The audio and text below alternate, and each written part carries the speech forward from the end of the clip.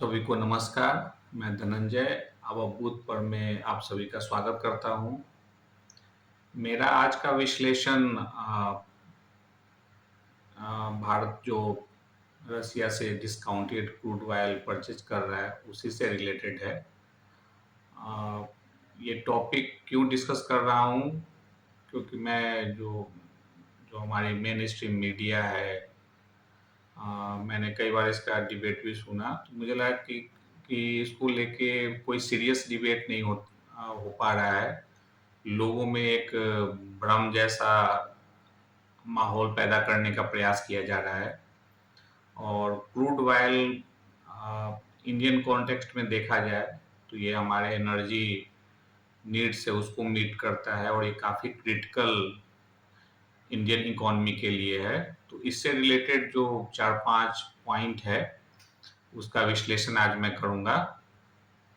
उसको जस्ट मैं एक बार आपके सामने रख देता हूँ कि वो जो जो 4-5 मेन पॉइंट्स है वो क्या है, और आज के विश्लेषण में क्या क्या मैं कवर करने वाला हूँ।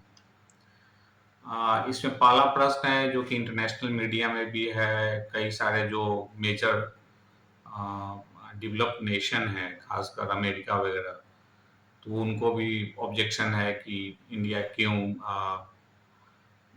रशिया से ये क्रूड ऑयल परचेज कर रहा है। तो मैं इस पॉइंट को लूँगा कि करना सही है या नहीं है।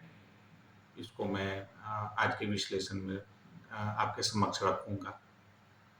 दूसरा है कि हमारा जो विपक्ष है, जो पॉलिटिकल पार्टी है, खासकर कांग्रेस पार्टी, उनके द्वारा एक आरोप लगाया जा रहा है कि एक प्राइवेट कंपनी को फेवर किया जा रहा है और उसको बेनिफिट पहुंचाने का प्रयास किया जा रहा है, या प्रयास नहीं बोलूं कि उसी कंपनी को बेनिफिट पहुंचाया जा रहा है। तो उसको लेके मेरा आज का विश्लेषण है। इसी से संबंधित अगला पॉइंट है, अगेन ये विपक्षी उठा रही है कि जो डिस्काउंटेड क्रूड ऑयल है, अगर प्राइसेस कम हुआ है तो ये लोगों तक इसका बेनिफिट नहीं पहुंच रहा है और सरकार को घेर रही है। तो ये काफ़ी इम्पोर्टेंट पॉइंट है कि अगर पैसा सेव हो रहा है तो वो कहाँ जा रहा है।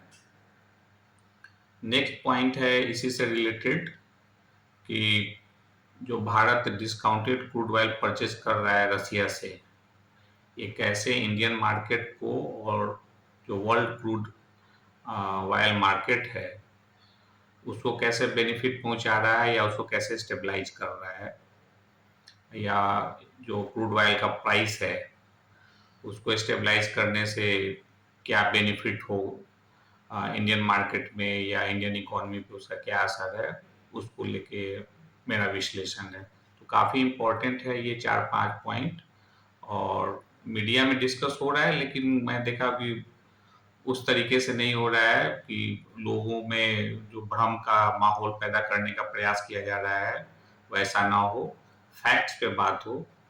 इससे रिलेटेड जो फैक्ट्स है वही लोगों के सामने रखा जाए। तो विश्लेषण करने से पहले मैं एक बात आपके समक्ष रखना चाहता हूँ कि मैं किसी कंपनी को फेवर करने के लिए नहीं ये मेरा आज का विश्लेषण है। मैं बिल्कुल I am placing the facts before you. अगर महात्मा गांधी के शब्दों में बोलूं तो truth is the ultimate reality. तो मैं I am trying to place truth related to this crude oil purchase. तो आइए शुरू करते हैं आज का विश्लेषण। इसमें पहला पॉइंट है कि क्या भारत को रसिया से डिस्काउंटेड क्रूड ऑयल परचेज करना चाहिए। तो मेरा मानना है कि बिल्कुल करना चाहिए। India is a sovereign nation और हमारा पॉलिसी भी सॉवरेन है। रसिया से परचेज करना यह दिखाता है कि जो हमारा स्ट्रेटेजिक ऑटोनॉमी है, कि हाँ इंडिया के पास अगर कोई बेस्ट ऑप्शन अवेलेबल है क्रूड ऑयल परचेज करने के लिए तो इंडिया कैन एक्सप्लोर। उसमें इंडिया किसी के दबाव में नहीं आएगा। और बिल्कुल सारे जो भी नेशन वर्ल्ड नेशन है वो इसी के अकॉर्डिंग अपना पॉलिसी बनाते हैं, और जो उनके इंटरेस्ट में है वो डिसीजन लेते हैं। इंडिया भी जो इंडिया की एनर्जी नीड्स है उसको मीट करने के लिए एक रैशनल डिसीजन लिया है और एक डिस्काउंटेड क्रूड ऑयल परचेज कर रहा है रसिया से। तो इसमें मुझे नहीं लग रहा है कि कोई इसमें कहीं भी कोई अगर कोई बोल रहा है कि गलत कर रहा है तो ये बिल्कुल इसको खारिज करना चाहिए। बिल्कुल इंडिया अपना डिसीजन खुद लेगा, नेशनल इंटरेस्ट में ले रहा है, बिल्कुल सही है। इसी से रिलेटेड मेरा दूसरा पॉइंट है कि क्या बाय परचेजिंग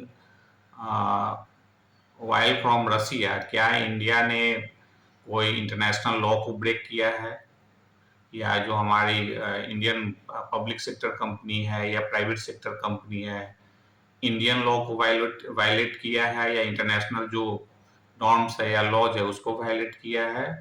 तो इस तरह का कोई तो कंप्लेन है, इस तरह का कोई किसी ने नहीं उठाया कि ऐसा कुछ हुआ है। इट मीन्स कि by following the law of the land, international trade law है उसको भी फॉलो किया जा रहा है। तो यहाँ भी कोई शक करने की गुंजाइश नहीं है। इट मीन्स कि सही सही काम हो रहा है और सही डिसीजन लिया गया है रसिया से ऑयल परचेज करने का। दूसरा पॉइंट, जैसा कि मैंने बोला कि विपक्ष का जो कुछ कंसर्न है कि एक प्राइवेट कंपनी को बेनिफिट पहुंचाया जा रहा है।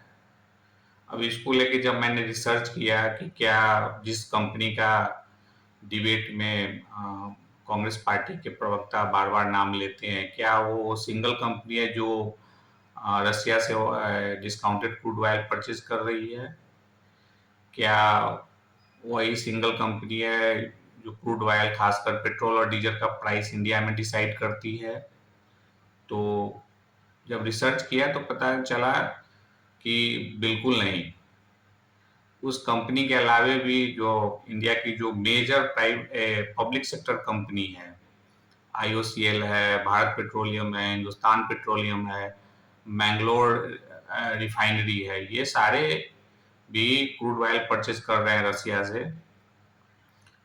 जिस कंपनी का बार बार नाम लिया जा रहा है, रिलायंस रिफाइनरी भी परचेज कर रहा है, नियारा एनर्जी भी परचेज कर रहा है। तो कई सारे मेजर प्लेयर हैं जो रसिया से क्रूड ऑयल परचेज कर रहे हैं। तो बोलना कि एक कंपनी को बेनिफिट पहुंचाने के लिए किया जा रहा है, तो ये बिल्कुल मुझे लग रहा है तथ्यों से काफी दूर है। ये बिल्कुल गलत साबित हो रहा है, जैसा जब मैंने इसको रिसर्च किया तो पाया। दूसरा जो मैंने बोला कि क्या वही प्राइवेट कंपनी इसका प्राइस डिटरमिन करती है, तो ये भी गलत है। प्राइस डिटरमिनेशन का एक वेल डिजाइंड मैकेनिज्म है जिसमें कि ग्लोबल मार्केट में क्रूड ऑयल का क्या प्राइसेस है उसको ब्रेंट क्रूड करके कुछ बोलते हैं, BRENT, कि ग्लोबल मार्केट में क्रूड ऑयल का क्या प्राइस है वो फैक्टर लिया जाता है। जो टैक्सेस सरकार लेती है उसको उसमें कंसीडर किया जाता है, जो अदर एक्सपेंसेस है। अभी जो क्रूड ऑयल रसिया से आ रहा है शायद उसकी क्वालिटी लो है, तो उसमें वैल्यू एडिशन का प्रोसेसिंग का काम जो रिफाइनरी के अंदर होता है उसमें एक्सपेंसेस बढ़ रहा है। तो सारे फैक्टर को कहीं ना कहीं ये सारे फैक्टर मिल के प्राइस को डिटरमिन करते हैं। तो बोलना कि एक कंपनी को प्रॉफिट पहुंचाने के लिए ऐसा किया जा रहा है, तो मुझे लगता है कि ये भी अगेन तथ्यों से काफी दूर है। अगेन जैसा कि मैंने ऊपर बोला कि क्या जो भी पब्लिक सेक्टर की कंपनियां हैं या प्राइवेट सेक्टर की कंपनियां हैं या किसी ट्रेड लॉ को ब्रेक करके या वायलेट करके काम कर रही, तो ऐसा नहीं किसी ने या किसी तरह का ऐसा कोई आरोप तो नहीं लगा है। तो बिल्कुल इस मीन्स जो हम बात करते हैं फ्री ट्रेड की बात करते हैं, तो फ्री ट्रेड का जो कॉन्सेप्ट है कि जो लॉ है उसको फॉलो कीजिए और अपना बिजनेस कीजिए, तो इसमें कोई गलती कहीं नहीं दिख रही है। नेक्स्ट काफी इंपॉर्टेंट पॉइंट है जो विपक्ष बार बार आरोप लगा रहा है कि अगर प्राइसेस क्रूड ऑयल का कम हुआ है तो वो जनता तक क्यों नहीं पहुंच रहा है। मुझे लग रहा है इसको समझने में विपक्ष के प्रवक्ता हो या जो हमारी जो प्रमुख विपक्षी दल है उसको जनता तक फैक्ट्स को रखना नहीं चाहती है, या जानबूझ के भ्रम का स्थिति पैदा करने का प्रयास कर रही है। अगर क्रूड ऑयल का प्राइस कम हुआ है तो माना जाए कि टैक्स के माध्यम से सरकार पैसा सेव कर रही है, राइट? तो इसका दो मैकेनिज्म जो मैं समझता हूँ, एक तो एक इमीडिएट बेनिफिट पहुंचाना कंज्यूमर को। मैं फ्यूल में पेट्रोल और डीजल की बात करता हूँ कि जो हमारा रिटेल आउटलेट है या पेट्रोल पंप है, जैसे ही अगर मैं इस वाले मैकेनिज्म को लेता हूँ कि प्राइस ग्लोबल मार्केट में क्रूड ऑयल का प्राइस कम होता है और इमीडिएटली सरकार भी डिसीजन लेती है कि इस प्राइस को कम कर दिया जाए, तो that would be visible at retail outlet, जो हमारा पेट्रोल पंप है वहां दिखेगा कि पेट्रोल का प्राइस भी कम गया, डीजल का भी प्राइस कम गया। लेकिन अगर ये ऑप्शन सरकार नहीं दे, जो कि करंट गवर्नमेंट जो कर रही है कि प्राइस को स्टेबल करके रखा है, राइट? अगर प्राइस कम भी हो रहा है तो वो रिटेल पॉइंट पे नहीं दिख रहा है कि कम हो रहा है। अगर अप भी जाएगा, मान लीजिए आगे फ्यूचर में जाता है, तो वो भी वहां पे हो सकता है उन्होंने कुछ बफर मैकेनिज्म बनाया होगा कि प्राइस स्टेबल रहे। तो यहाँ पर जो सेविंग हो रहा है, तो जो करंट गवर्नमेंट ने दूसरा मैकेनिज्म लिया है कि इसको जो टैक्स के माध्यम से जो सेविंग हो रहा है, इसको जनता तक को कैसे पहुंचाया जाए। तो जो वेलफेयर स्कीम्स है या वेलफेयर प्रोजेक्ट्स है सरकार की, उसके माध्यम से जो बेनिफिट्स है वो जनता तक, लोगों तक पहुंच रहा है या पहुंचा, आगे भी पहुंचाएंगे ये।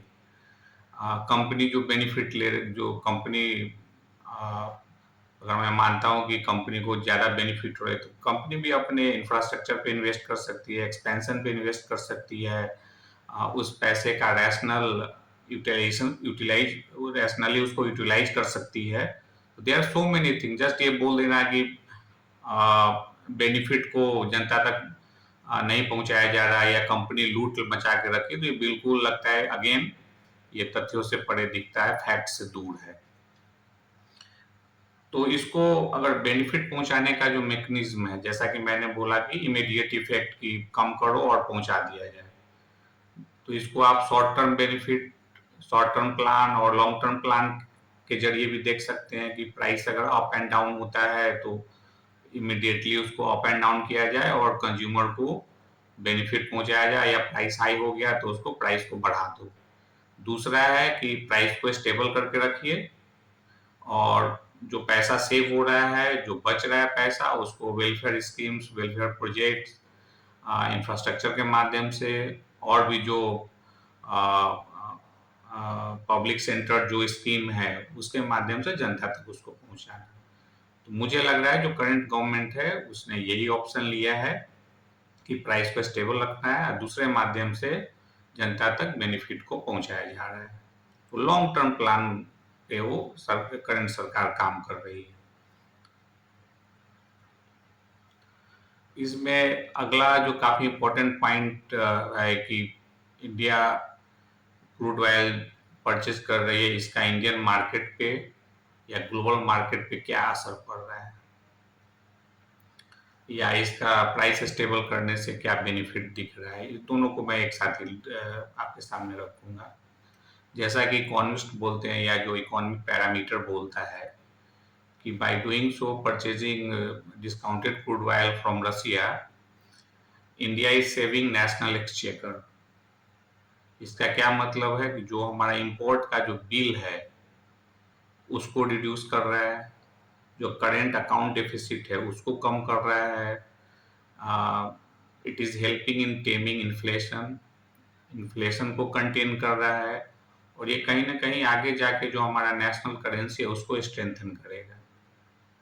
तो आप जो इकोनॉमिक पैरामीटर के टर्म्स में बात करेंगे तो ये सारा चीज दिखाई दे रहा है कि इंडिया डिस्पाइट रसिया यूक्रेन का वार चल रहा है लेकिन प्राइस को स्टेबल रखा है। दूसरा पॉइंट है कि ग्लोबल मार्केट पे क्या असर हो रहा है।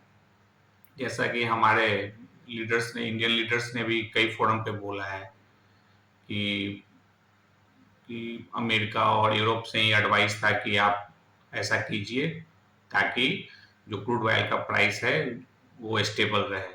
तो इंडिया के द्वारा जो ये डिसीजन लिया गया कि डिस्काउंटेड क्रूड ऑयल रसिया से परचेज करना है, ये ग्लोबल क्रूड ऑयल मार्केट को भी स्टेबलाइज किया है और जिस कंपनी को ये लोग टारगेट कर रहे हैं वही कंपनी यूरोप में और जो बड़ी मेजर इकोनॉमीज हैं उनको सप्लाई कर रही है।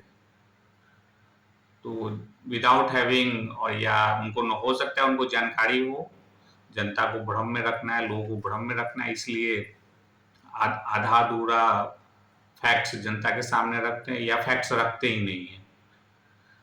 मैं क्यों ये बोल रहा हूँ, क्योंकि ये एनर्जी नीड्स जो इंडिया की जो एनर्जी नीड्स है, दिस इज वेरी क्रिटिकल। इससे सारा हमारा जो कमोडिटी का प्राइस है, जो हमारा स्टेबल मार्केट अभी दिख रहा है, India is the fast growing economy in the world, number 1 पे इसका जीडीपी चल रहा है। एक फोर्स है जो कि कई कोशिश कर रहा है कि कैसे भी करके इंडियन इकोनॉमी को डैमेज किया जाए। इसीलिए आज का विश्लेषण काफी क्रिटिकल है। ये हमारे एनर्जी नीड्स को मीट करने के लिए this is very critical. Crude oil को परचेज जो इंडिया कर रहा है बिल्कुल राइट डिसीजन है। और जो भी फोर्सेस हमारे अगेंस्ट में लगे उनको भी कहीं ना कहीं जो करंट गवर्नमेंट का डिसीजन है उनको they are trying their best कि कैसे भी इकोनॉमी को हार्म पहुंचाया जाए, लेकिन ऐसा करने में वो आपको वो नहीं कर पा रहे हैं। आप देख रहे होंगे कि जो फर्स्ट क्वार्टर का जो जीडीपी का आया है, जो करंट फाइनेंशियल ईयर का 7.5 से भी ऊपर का आया है। तो उन्होंने काफ़ी प्रयत्न किया, एफर्ट्स लगाए कि इंडियन इकोनॉमी को डैमेज किया जाए, इसके जीडीपी को कम किया जाए, लेकिन करने में नाकाम हो रहे हैं। तो वो नए नए टूल्स अप्लाई कर रहे हैं कि किसी भी तरीके से इनको इंडियन इकोनॉमी को कंटेन किया जाए, जो कि नहीं हो पा रहा है। इसी से रिलेटेड जो अगला पॉइंट था प्राइस स्टेबिलिटी की, तो जो इकोनॉमिस्ट बोलते हैं कि जो प्राइस क्रूड ऑयल का जो प्राइस है ये काफ़ी वोलाटाइल है। अगर ये जो मार्केट है ये अगर प्राइसेस अप हो जाए तो सारे कमोडिटी का प्राइस इंक्रीज हो जाएगा, इन्फ्लेशन हाई हो जाएगा। तो इसको कंटेन करना या इसको लेके एक स्टेबल पॉलिसी रखना बहुत जरूरी है। क्यों? अगर ऐसा सरकार नहीं करती तो मार्केट में क्योस जैसा सिचुएशन होता। जो मार्केट प्लेयर है वो भी सर्टेन नहीं होते कि आगे क्या होगा। एक काइंड ऑफ इनस्टेबिलिटी का सिचुएशन होता मार्केट में। मार्केट में वो कॉन्फिडेंस नहीं दिखता जैसा कि अभी इंडियन मार्केट को लेके इन्वेस्टर्स का दिख रहा है। स्टेबल मार्केट अगर होता है तो इन्वेस्टमेंट ऑब्वियसली वो इन्वेस्टमेंट को इनवाइट करता है, तो ये भी एक पॉजिटिव साइन है। और अगर प्राइस को स्टेबल करके क्रूड ऑयल का इंडियन गवर्नमेंट रख रही है तो कहीं ना कहीं ये जो हमारा फिजिकल डेफिसिट है उसको मैनेज करता है। और ये government is trying to create a buffer. क्यों? कि फ्यूचर में अगर प्राइस शॉक हो, क्रूड ऑयल का प्राइस बढ़ जाए, तो जो बफर हमारा पैसा है वो कहीं ना कहीं उसको इंसुलेट करेगा या हमारे इकोनॉमी को कुशन प्रोवाइड करेगा। अगर हमारे गवर्नमेंट के पास पैसा रहेगा तो लॉन्ग टर्म जो हमारे प्रोजेक्ट्स हैं जो पब्लिक वेलफेयर के उसको फंड करेगा। तो जैसा कि मैंने बताया कि आज के विश्लेषण में ये 4-5 पॉइंट मैं कवर करूंगा। मुझे लगता है, आई होप सो, मैंने कवर करने की कोशिश की और दिस इज वेरी क्रिटिकल। जैसा कि मैंने पीछे ही बताया कि ये हमारे इंडिया का जो एनर्जी नीड्स है उससे जुड़ा हुआ है, इंडियन इकोनॉमी से जुड़ा हुआ है। हमारा जो इंडियन गवर्नमेंट ने जो सॉवरेन डिसीजन लिया है कि हम रसिया से ऑयल परचेज करें उससे जुड़ा हुआ है, हमारे मार्केट के स्टेबिलिटी से जुड़ा हुआ है। तो दिस इज वेरी क्रिटिकल और मुझे आई होप सो कि आपको भी अच्छा लगेगा। Please appreciate. बहुत बहुत धन्यवाद।